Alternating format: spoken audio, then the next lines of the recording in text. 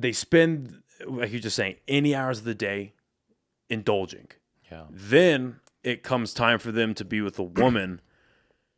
Is it their brain and their dopamine receptors are so overloaded and are so normalized to that, so that when they get with a one person in an intimate setting, that the human is lesser than the technology? Or is it the human is not necessarily lesser, but it's so far out of the purview, like it's so different. There aren't any fabricated sounds. There isn't a bullshit storyline behind it. There's not, I mean, because what's interesting about porn is like they start out on a softer category, and for addicts, they go and go and go and go and go and go. Yeah. So when you're only with one partner, you're not Yeah. seeing a bunch of people on a screen, or you're not whatever it is. Mm-hmm. Is it not even that the human is lower, but they're just different in such a specific way that the brain doesn't know how to react to it? Like what's going on there generally when they end up getting that intimate setting with a person? Well, it depends on how deep you want me to go into this. As deep as you'd like. As deep, no pun intended, as deep as you'd like. Mm-hmm. Well, first of all, there's a lot of different layers in this, right? One, when anyone who is watching porn, right, more than in general, like the way that we actually qualify as someone who is addicted is really simple.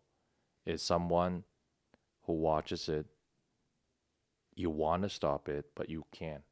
You may want to stop it in a very small percentage of you want to stop it, but if you keep trying to stop it, you can, that might be a problem. And for men like that, most of the time, even on your phone or on your screen, when you actually watch porn, you don't just watch one. Yeah, you might start with one, and then okay, that's satisfied enough. But after a while, one is not enough. You could open another tab, another tab, another tab, another tab. You know, like on like your Google Chrome, right? You have multiple tabs open, right?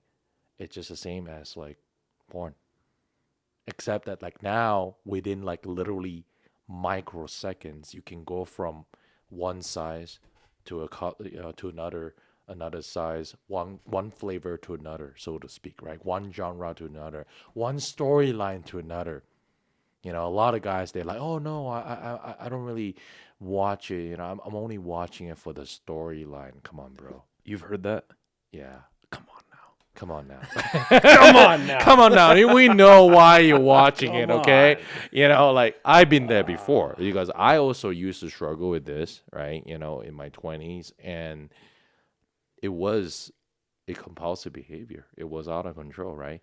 And when you actually watching that, right, to that level, how does that the same as you meeting someone that you're attracted, to at the bar or the coffee shop, and you actually like, oh, okay, you actually make a eye contact with her, and you build rapport with her, right, and tease a little bit, and you actually get to know her, right, and you finally got your courage up to ask her out on a date, an actual date, and you actually pick her up or like meet up in the same place, and you build rapport again, and you make fun with each other, and you get to a point that you actually have fun, and all the way to the point that, oh shit, like when you're actually having sex, oh wait, I thought like if you're addicted to porn, or if you're like so used to using porn as your arousal, right,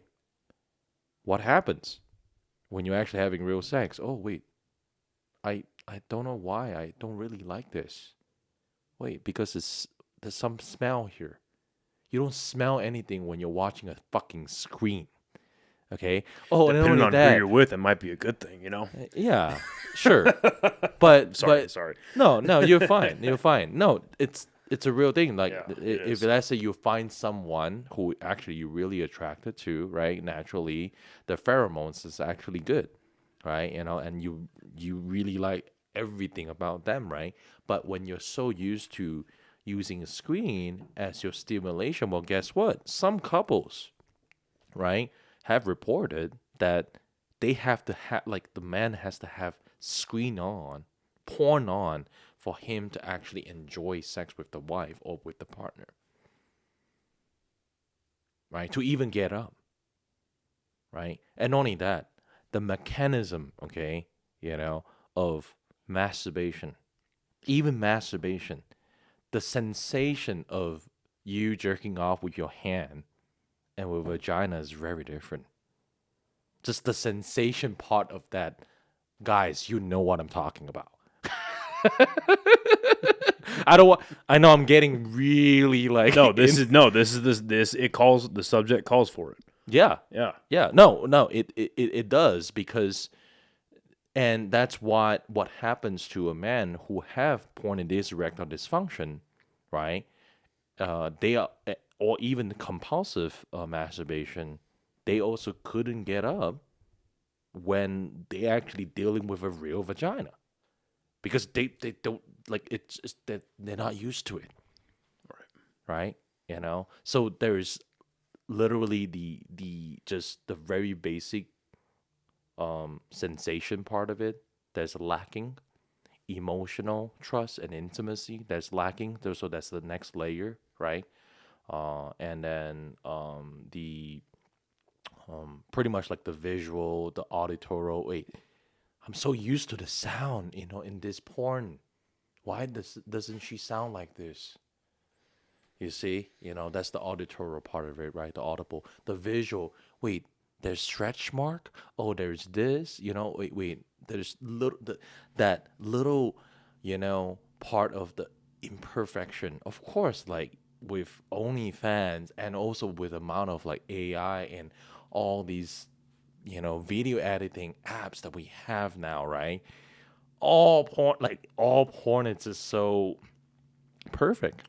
Do you find that a lot of the people that you see, at least at first, they find it challenging to separate what they're seeing on screen to their expectation of reality?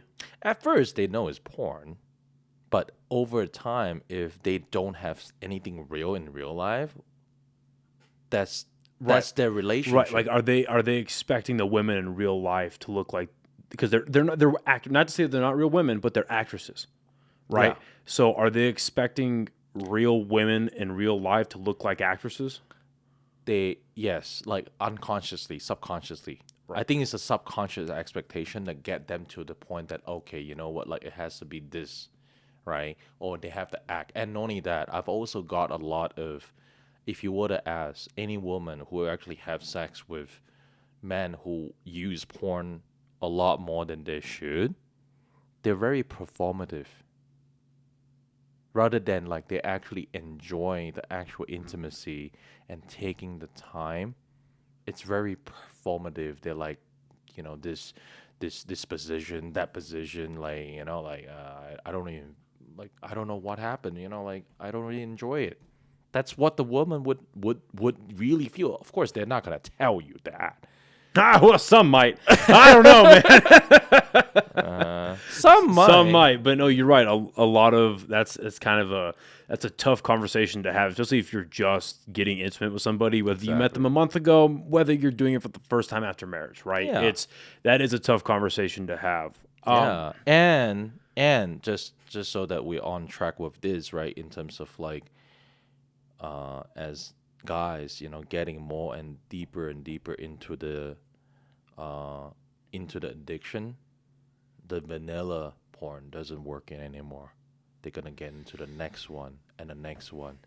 That's how they actually develop to the point that, like, okay, you know what, I need like something different, right? Where it becomes pretty much like, even some content that is illegal, or even they start acting out outside of their moral imperative, right? Where they would like, oh, you know what, I'm gonna start spending money, right? That's one side of it. Or I'm gonna go more frequent, to strip clubs, right?